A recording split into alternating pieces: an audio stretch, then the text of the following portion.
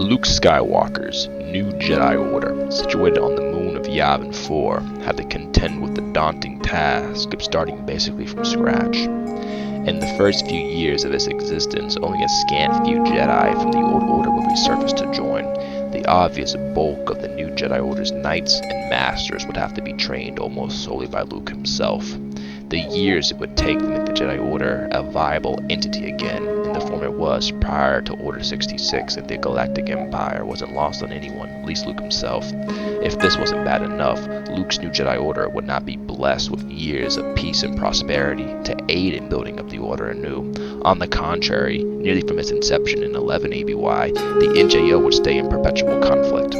This is one of the justifications behind Admiral Dalia's attack on the Jedi Praxium in 12 ABY, hoping to crush the new upstart order before they could lay down roots. While threats presented by Admiral Dalia's Imperial Remnant would only be one of the challenges the NGO would face in its first few years of existence, one must ask, how was the Order able to survive, and more importantly to this analysis, pump out surprisingly powerful Jedi? This question can be largely summed up by stating that Luke's nuanced and individualistic-minded training and learning methods helped foster a higher output of training as compared to the Jedi Order. This including putting multiple students under one master. For example, Luke would mentor both his nephews Anakin and Jacen Solo, and Kyle Katarn would mentor Jaden Korra and Rosh Pennon. This would only be scratching the surface though, as it seems a curse would turn into a blessing for the Jedi of Yavin 4.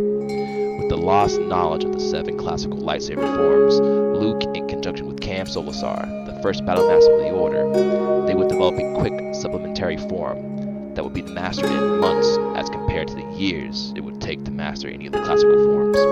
This would be known as the 3 Rings of Defense. The 3 rings served as the main instructionary form taught at the Jedi Praxium. Instead of 3 separate styles such as the fast, medium, and strong styles, the 3 rings served as a single style, viable in all ranges of engagements. The first of the 3 rings of defense was the Outer Ring. The Outer Ring was defined by strong sweeping blows and devastating cuts meant to batter down an opponent's defenses. Strength and dual-oriented to its core, the Outer Ring shared most in common with Form 5 Dijem So and Form 7 Juyo. It traded out much of its finesse and quickness for power. This left practitioners of the Outer Ring susceptible to opponents who could take advantage of the ring's inherently weak defenses and lack of mobility, a trait it shared with the above-mentioned Dijem So. However, what the Outer Ring lacked in finesse, it more than made up for with power, a single hit from the Outer Ring being enough to kill most. Next up was the Inner Ring. The Inner Ring was quick and held the blade close to the body, with the hilt hovering around the navel. At this range, parries and redirections were opted for over hardline blocks. The Inner Ring was the quickest of the 3 rings, but sacrificed strength for it, a reversal of the Outer Ring. Make no mistake though, the Inner Ring was dangerous because of its quick postures and maneuvers. Underestimated, and you'll find your guard quickly subverted and death not long after.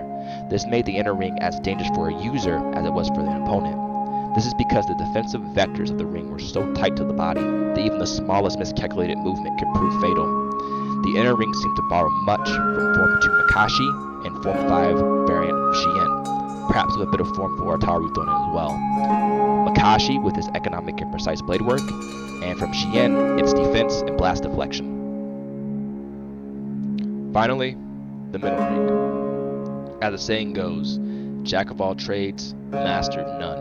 The Middle Ring lacked the sweeping, dismembering strikes of the Outer Ring, and yet the pervasive blade work of the Inner Ring, striking a balance between strength and speed. Luke would note this ring's usefulness in blast deflection, leading me to believe the Middle Ring was the closest to Form 3 Sarisu in that regard. And while speculation on my part, I can see the Middle Ring serving as the best basis for experimentation out of the 3 rings, due to its unspecialized nature. For those who lack the strength needed for the Outer Ring, and the speed and precision needed for the Inner Ring, or simply wanted a well-rounded form to fall back on when all else fails, the Middle Ring was for you. Overall, the 3 rings of defense would prove to be a simplistic and easy style to master, and proved to be devastating in the hands of accomplished duelists like Kyle Katarn and Kip Dorr. The 3 rings served its purpose of getting untrained force sensitives and would-be Jedi alike familiar with lightsaber combat as quickly as possible. In an era of nearly constant conflict, the importance of such cannot be overstated. I have heard the Three Rings described as Form 1 Chicho streamlined to its apex, and I'm inclined to believe it. But that's just my take. What is yours? Leave a like, comment, and subscribe. Thanks for listening.